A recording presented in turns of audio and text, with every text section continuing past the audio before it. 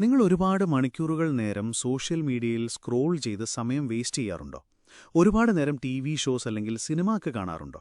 അല്ലെങ്കിൽ പെട്ടെന്ന് ഒരു ടാസ്കിൽ നിന്നും മറ്റൊരു ടാസ്കിലേക്ക് ചാടിക്കളിക്കാറുണ്ടോ? ഇങ്ങനെ ചെയ്ത് നിങ്ങൾ മാനസികമായിട്ട് വളരെ തളർന്നിരിക്കാറുണ്ടോ? ഇതിനെയാണ് ബ്രെയിൻ റോട്ട് എന്ന് പറയുന്നത്. ശരിക്കും ഇതെന്താണ് സംഭവം? ബ്രെയിൻ റോട്ട് എന്ന് പറയുന്നത് ഒരു മെഡിക്കൽ ടേം അല്ല, പക്ഷേ അതൊരു കൺസെപ്റ്റാണ്. നിങ്ങളുടെ ബ്രെയിൻ ഇങ്ങനെ ഓവർലോഡ് ആവുമ്പോൾ, ഈ പുതിയ തലമുറയിലെ ശീലങ്ങൾ കാരണം ഓവർ സ്റ്റിമുലേറ്റഡ് ആവുമ്പോൾ നമ്മുടെ ബ്രെയിനിന് സംഭവിക്കുന്ന ഒരു കാര്യമാണ് ഈ ബ്രെയിൻ റോട്ട്. നിങ്ങളുടെ മനസ്സ് ഒട്ടും ഷാർപ്പല്ലാതായി പോവുക, ഒന്നിലും ശ്രദ്ധ കൊടുക്കാൻ കഴിയാതിരിക്കുക, ശരിക്കും ഒന്ന് ചിന്തിക്കാൻ പോലും കഴിയാതിരിക്കുക, കാര്യങ്ങളൊന്നും ഓർത്തിരിക്കാൻ സാധിക്കാതിരിക്കുക.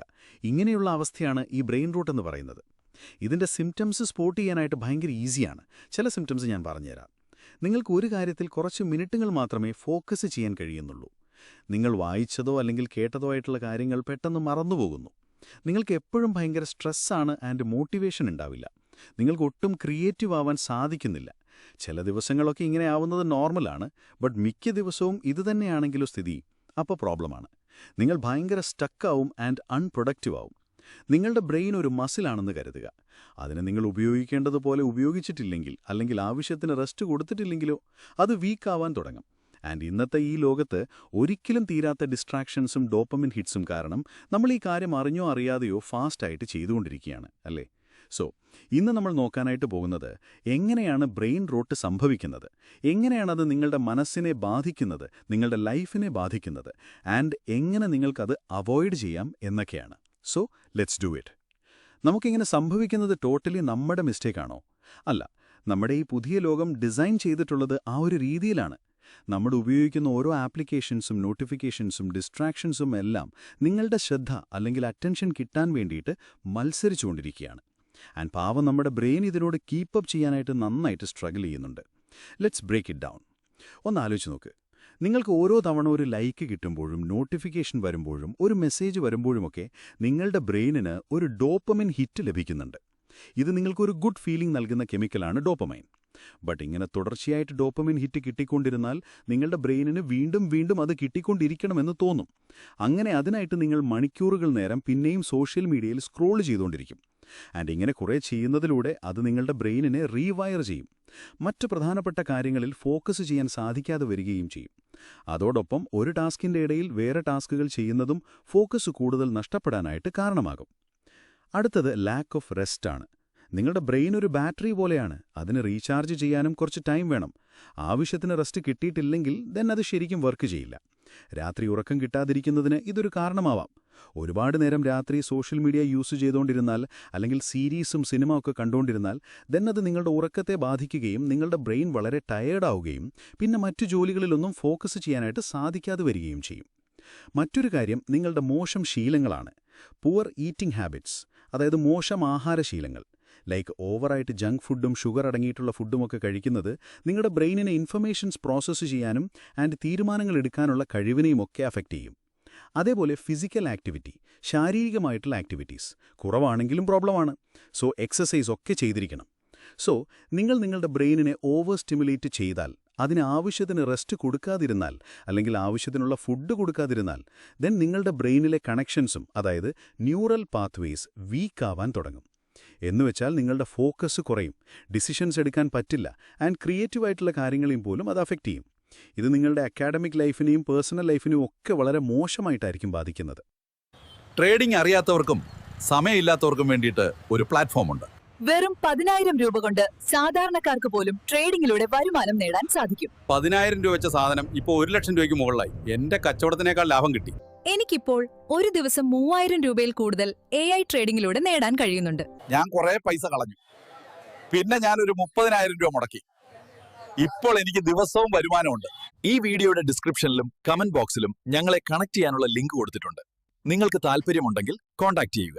പഠിക്കാൻ കഴിയുന്നില്ല, പ്രൊക്കാസ്റ്റിനേഷൻ, അതേപോലെ ഒന്നിലും ശ്രദ്ധിക്കാൻ കഴിയുന്നില്ല, ആളുകളോട് ഇമോഷണലി കണക്ട് ചെയ്യാൻ സാധിക്കുന്നില്ല, റിയൽ ലൈഫിൽ ആളുകളോട് സംസാരിക്കാൻ കഴിയുന്നില്ല, ഇപ്പോഴും എനർജി വളരെ കുറവാണ്, ഒന്നും ചെയ്യാൻ തോന്നുന്നില്ല. ഇതൊക്കെ ഇത് കാരണമാവാം. നിങ്ങൾക്കിപ്പോൾ ഈ പ്രോബ്ലം എന്താണെന്നുള്ളത് മനസ്സിലായി. കുറേ കാര്യങ്ങൾ നിങ്ങൾക്ക് ഓൾറെഡി അറിയായിരിക്കും. സ്ക്രീൻ ടൈം ലിമിറ്റ് ചെയ്യുക, മൈൻഡ്ഫുൾനെസ് പ്രാക്ടീസ് ചെയ്യുക, നന്നായിട്ട് ഉറങ്ങുക, നല്ല ഫുഡ് കഴിക്കുക, എക്സസൈസ് ചെയ്യുക, ഇതൊക്കെ നിങ്ങൾക്ക് ഓൾറെഡി അറിയുന്നുണ്ടാവും. സോ ഞാനിന്ന് കുറച്ച് ഡിഫറെന്റ് ആയിട്ടുള്ള ടെക്നിക്സ് ആണ് പറയാൻ പോകുന്നത്. ഓക്കെ, നിങ്ങളുടെ ബ്രെയിൻ ഈ social media, notifications, junk food ഇതൊക്കെ കാരണം ഓവർ സ്റ്റിമുലേറ്റഡ് ആണ്. നമ്മൾ പറഞ്ഞല്ലോ. സോ ഡോപ്പമിൻ ഫാസ്റ്റിംഗ് ചെയ്യുന്നത് നന്നായിരിക്കും. അത് നിങ്ങളുടെ ബ്രെയിനിന്റെ റിവാർഡ് സിസ്റ്റം റീസെറ്റ് ചെയ്യും. സോ ഡോപ്പമിൻ ഫാസ്റ്റിംഗ് എന്ന് പറയുന്നത് ഹൈ സ്റ്റിമുലേഷൻ ആക്ടിവിറ്റീസിൽ നിന്നുണ്ടാവുമല്ലോ, ലൈക്ക് ഫോൺ, ജങ്ക് ഫുഡ്, ഇതിൽ നിന്നൊക്കെ കുറച്ച് മണിക്കൂറുകൾ അല്ലെങ്കിൽ കഴിയുമെങ്കിൽ ഒരു ഫുൾ ഡേ തന്നെ ബ്രേക്ക് എടുക്കുക. അപ്പോൾ നിങ്ങൾക്ക് സന്തോഷം കണ്ടെത്താനുള്ള ഹെൽത്തി, സിമ്പിൾ ആൻഡ് മീനിംഗ്ഫുൾ ആയിട്ടുള്ള മറ്റ് കാര്യങ്ങളെ കണ്ടെത്താൻ സാധിക്കും. നിങ്ങൾ ഒന്നും ചെയ്യാതിരിക്കാനുള്ള ടൈം സ്കെഡ്യൂൾ ചെയ്ത് വെക്കുക.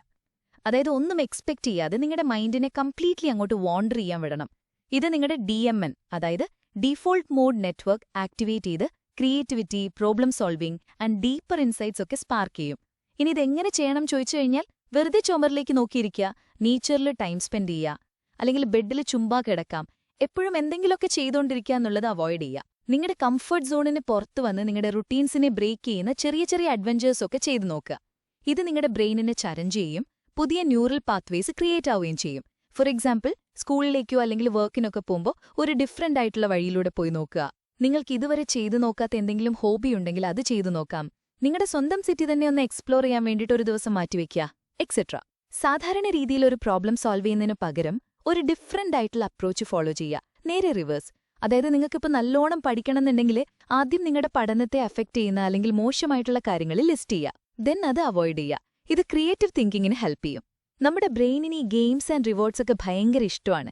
സോ അത് നിങ്ങളുടെ അഡ്വാൻറ്റേജിന് യൂസ് ചെയ്യുക. ഫോർ എക്സാമ്പിൾ, നിങ്ങളുടെ ഒരു ടു ഡു ലിസ്റ്റ് ഒരു ഗെയിം ആക്കി മാറ്റുക, ഓരോ ടാസ്കിനും പോയിന്റ്സ് അസൈൻ ചെയ്യുക ആൻഡ് ടാർഗറ്റ് അച്ചീവ് ചെയ്യുക, റിവാർഡ് ചെയ്യുക. അതിനെ ഹെൽപ്പ് ചെയ്യുന്ന ആപ്സും നിങ്ങൾക്ക് വേണമെങ്കിൽ യൂസ് ചെയ്യാം. ചില സമയത്ത് നമ്മുടെ ബ്രെയിൻ ഈ പ്രൊക്രാസ്റ്റിനേഷൻ അല്ലെങ്കിൽ ഓവർ തിങ്കിങ്ങിൽ സ്റ്റക്കായി പോവും, അല്ലേ? അത് പാറ്റേൺ ഇന്ററപ്റ്റ് വഴി ബ്രേക്ക് ചെയ്യാം.